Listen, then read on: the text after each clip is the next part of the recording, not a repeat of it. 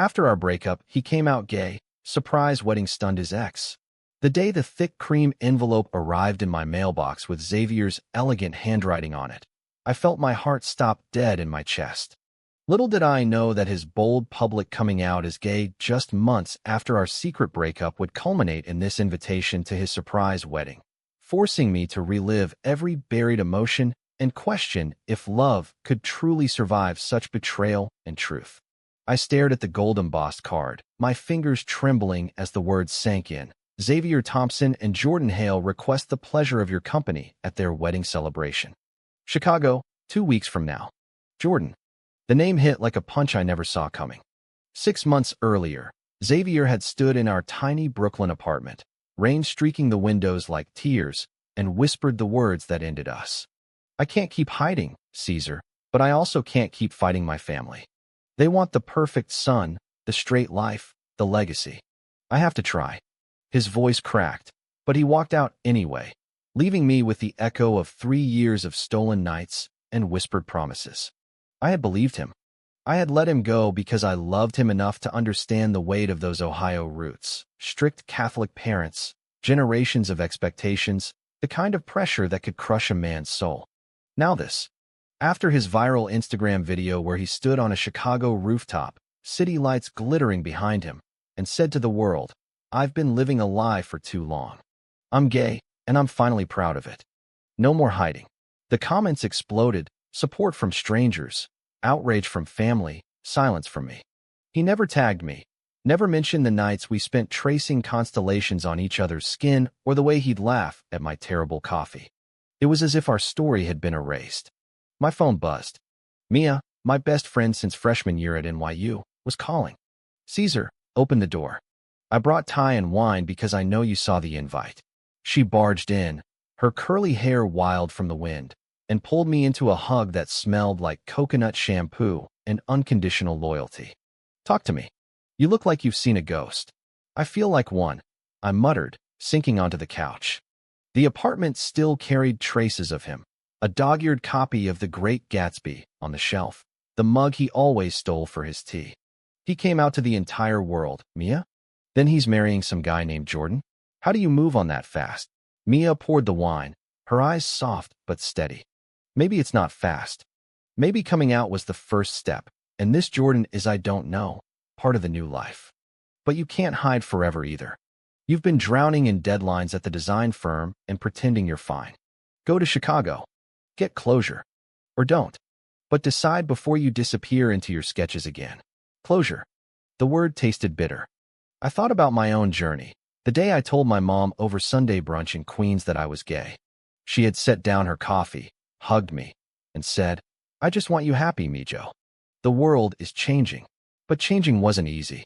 At work, I kept things professional, smiling through client meetings while my heart stayed locked away. Xavier had been my safe place, my rebellion against the noise. Now the noise was louder than ever. That night, alone, I replayed the video again. Xavier looked different, shorter hair, sharper jaw, eyes brighter with a freedom I hadn't seen in years. The comments were a minefield. "Proud of you, man," from college friends. "What about your parents?" from relatives, and one anonymous account that simply said, "Hope you're okay, C." My stomach twisted. Only he called me C. By morning, I had made the call to my boss for time off. "Family emergency," I lied. The truth was Messier. I booked the flight to Chicago, packed a single suitcase, and stared at the invitation one last time. Whatever waited there, Jordan, the wedding, the ghost of us, I needed to face it. Little did I know the real shock wasn't the invitation. It was the truth that would unravel everything I thought I knew about the man I still loved. The airport felt like a portal to another life. I clutched my boarding pass, the hum of travelers around me blending into white noise as memories flooded back uninvited. College orientation week, 2019. I was the quiet kid from Queens with a sketchbook always under my arm, and Xavier was the outgoing literature major from Ohio, who quoted Fitzgerald like it was casual conversation. We bonded over bad campus coffee and ended up at a party where the music was too loud and the lights too dim. One dance turned into a conversation on the fire escape, then a kiss that tasted like possibility. "This stays between us for now," he'd whispered against my lips. I agreed because loving him felt worth any secrecy. 3 years of that.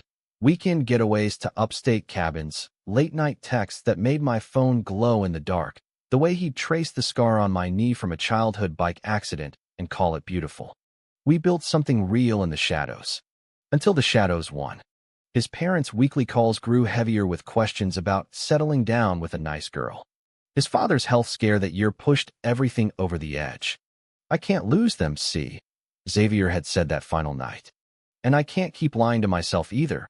But right now the lying to them hurts less than losing you. The door closed softly behind him, and I sat on the floor until sunrise. Mia had tried to pull me out then too. He's scared, not gone, she'd said. But fear had a way of rewriting history. Now, as the plane climbed above the clouds, I wondered if Jordan knew any of that history. Was he the reason Xavier left? Had there been someone else all along? The thought burned, a misunderstanding I couldn't shake. My phone pinged with a text from our mutual friend, Alex, who still lived in Chicago. Heard you're coming. We should grab coffee before the chaos. There's stuff you don't know.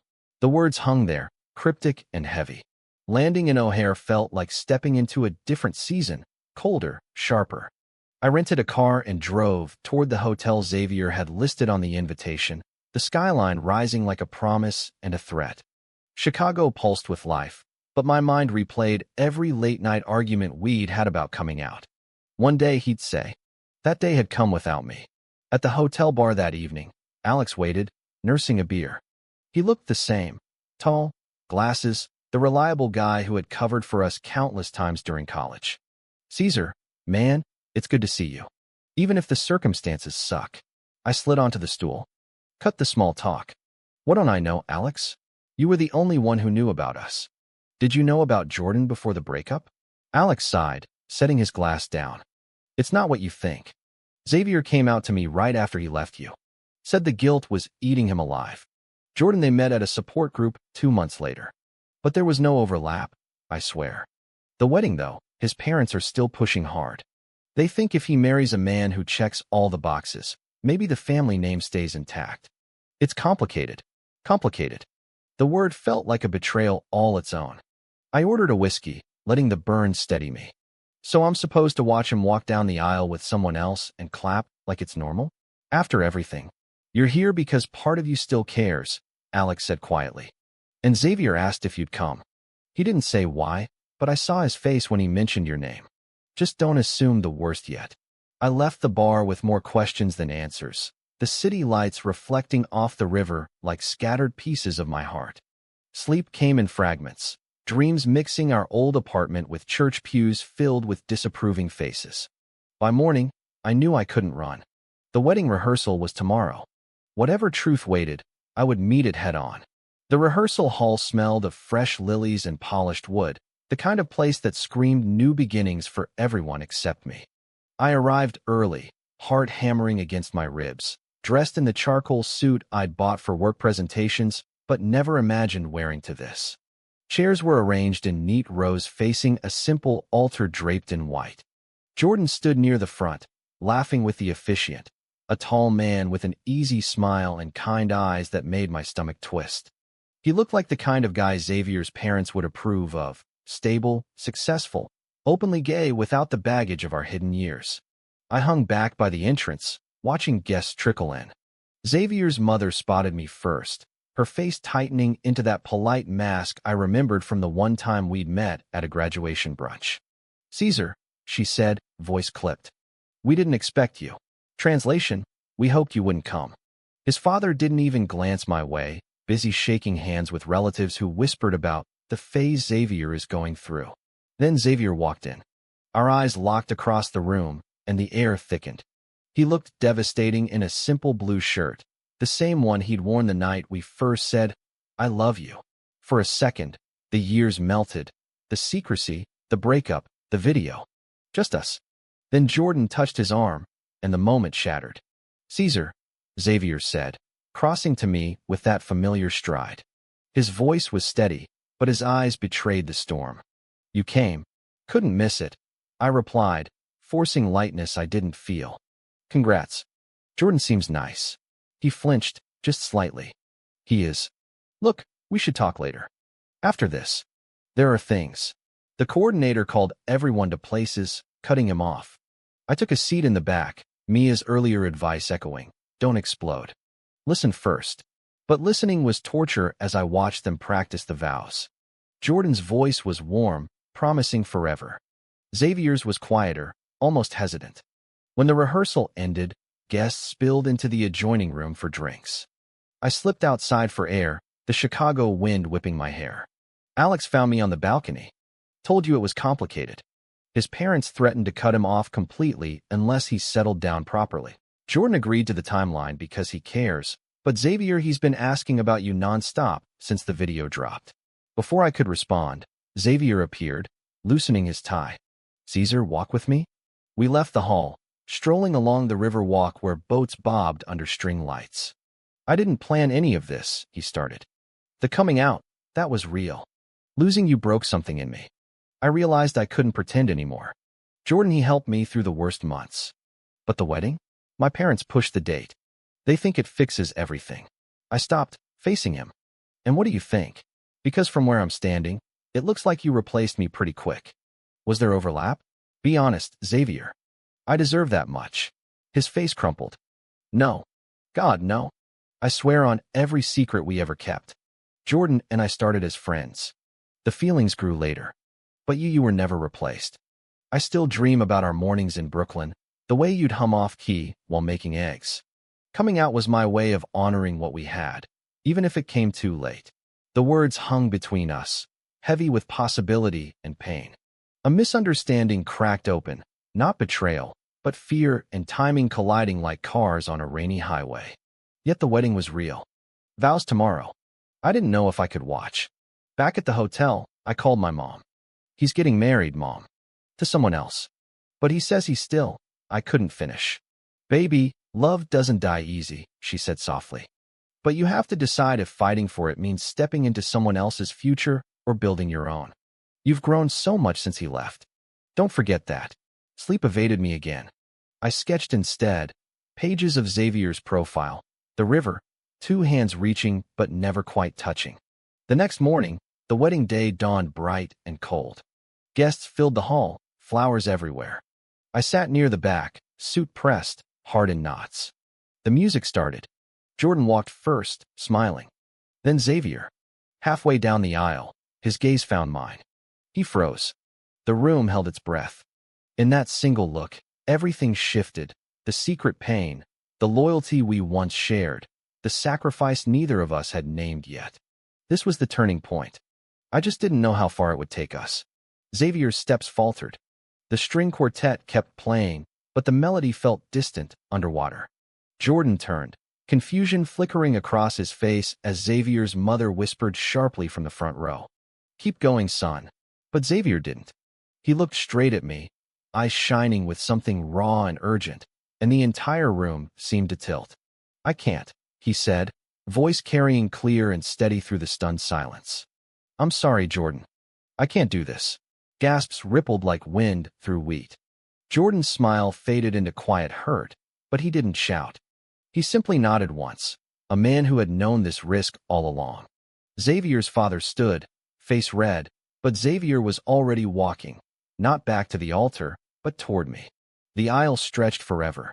Guests murmured, phones discreetly recording what would surely trend by evening. When he reached my row, he extended his hand. See, come with me. Please. I took it without thinking, the familiar warmth grounding me as we pushed through side doors into a quiet hallway lined with mirrors. Behind us, chaos erupted, his mother's voice rising, friends calling names. We ended up in a small courtyard garden behind the venue, autumn leaves crunching under our shoes. Xavier released my hand, but didn't step back. I rehearsed that moment 1,000 times in my head. He admitted, breath visible in the chill. Not stopping the wedding, but seeing you and knowing I couldn't lie anymore. Not to Jordan, not to my family, and definitely not to myself. The coming out video was step 1. This is step 2. I love you, Cesar. I never stopped. Jordan deserved better than being my shield. I searched his face for the lie, the easy escape. There was none. Only the man I'd fallen for in college. Older now, braver, but still carrying the weight of expectations like invisible chains. "You could have told me before today," I said, voice rough. The invitation felt like a slap. "I thought you'd moved on completely. That maybe our whole relationship was the phase."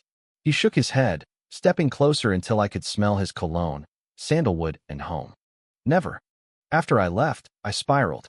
The guilt kept me up nights. Coming out publicly was my apology to the universe for hiding us. Meeting Jordan helped me stand tall, but every milestone felt hollow without you. My parents pushed the wedding because they still believe they can control the narrative. Marry a good man, save face. But I can't sacrifice the real thing anymore."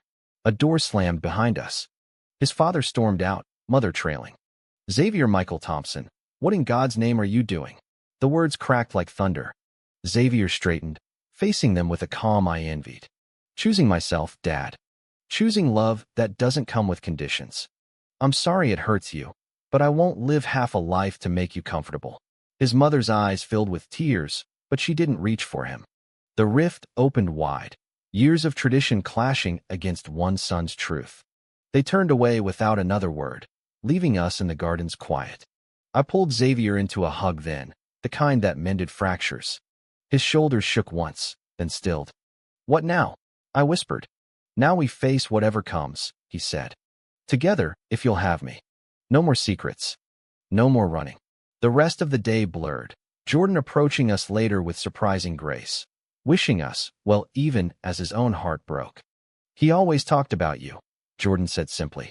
I knew the risk. Loyalty tested, friendship strained but not shattered. Mia texted from inside.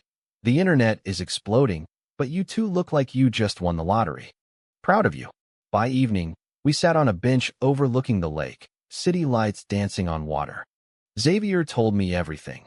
The support group where he met Jordan, the late-night calls to Alex where my name came up too often, the sacrifice he'd almost made to keep his family's approval. I shared my own darkness, the nights I questioned if being gay meant always losing, the slow rebuilding at work and with friends. The conversation stretched into dawn, raw and healing. Yet the road ahead wasn't smooth. His parents' silence stung. My own fears of public scrutiny lingered.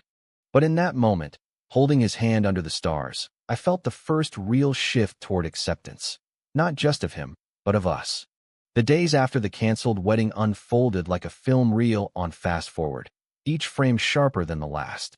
We flew back to New York together, Xavier's suitcase packed in haste, his phone buzzing non-stop with messages from relatives who couldn't decide between outrage and reluctant pride.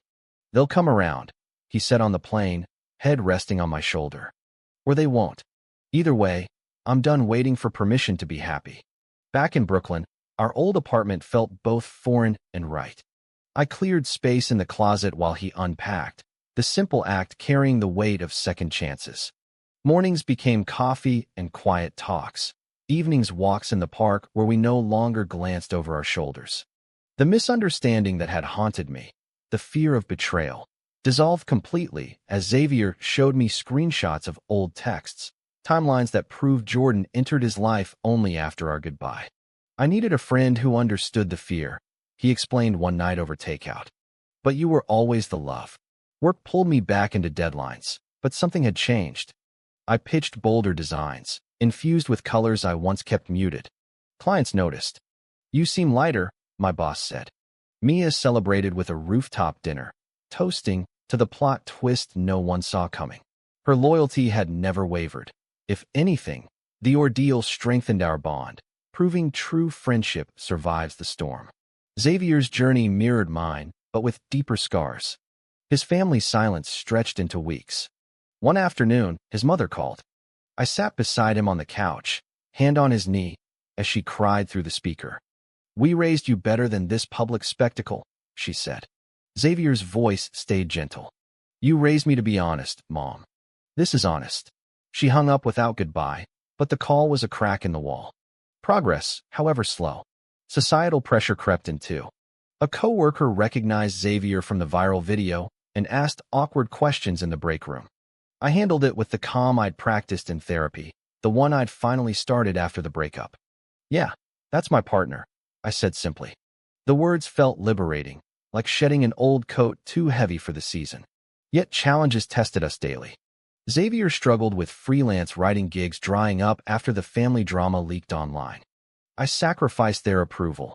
He told me one rainy evening, staring out the window. Was it worth it? I pulled him close. Every second. We'll build new support. That night we cooked together, laughter returning like old friends, reminding us growth came from choosing each other again and again. A turning point arrived unexpectedly. Xavier's sister, Emily, flew in unannounced. She hugged him fiercely at the door. Dad's stubborn, but I'm not. I want to meet the man who made my brother brave enough to stop the wedding. Over dinner, she listened to our full story, the hidden years, the breakup pain, the surprise invitation that forced truth into the open. Her acceptance planted seeds for the rest of the family. Small steps, but steps forward. Through it all, our love deepened into something cinematic yet ordinary. Grocery runs, movie nights, arguments about whose turn it was to do laundry. The emotional weight lifted gradually, replaced by quiet strength. I sketched us often now, two men walking hand in hand under city lights, no shadows trailing behind. Months blurred into seasons. Spring brought cherry blossoms to Central Park, and with them, Xavier's decision to write a book, not an exposé, but a quiet memoir about the cost of hiding and the freedom of truth. It's for every guy still scared, he said, typing late into nights while I worked on illustrations for the cover. The project bonded us further, turning past pain into purpose. Family reconciliation remained rocky. Xavier's father sent a single email, "We're praying for you." No invitation home, but no outright disownment either. We visited my mom in Queens instead, where she welcomed him with open arms and homemade empanadas. "You two have earned this happiness," she told us, eyes misty. Her support anchored me, showing that chosen family could heal what blood sometimes couldn't. A rift appeared where I least expected it. Alex, our mutual friend, confessed over coffee that he'd known about the wedding pressure months earlier, but stayed silent to respect Xavier's process. "I thought I was protecting you both," he said. The revelation stung, loyalty tested by omission. We argued, voices rising in the cafe, but Xavier mediated with the maturity we'd all gained. "Secrets almost destroyed us once," he reminded us. "No more." Alex apologized, and slowly the friendship mended, stronger for the honesty. Societal whispers followed us too. At a gallery opening for my designs, a stranger recognized us from old clips of the wedding that wasn't. "Brave choice," he said, but his tone carried judgment. I squeezed Xavier's hand publicly. "The bravest was choosing each other," I replied. Small acts like that built our armor. The biggest emotional peak came during a weekend trip upstate, back to the cabin where we'd first escaped the city years ago.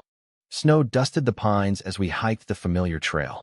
At the overlook, Xavier stopped, pulling a simple ring from his pocket. Not flashy, just silver with our initials etched inside. "Not a wedding to prove anything to the world," he said, voice thick. "Just us, promising the future we almost lost. Marry me, see?"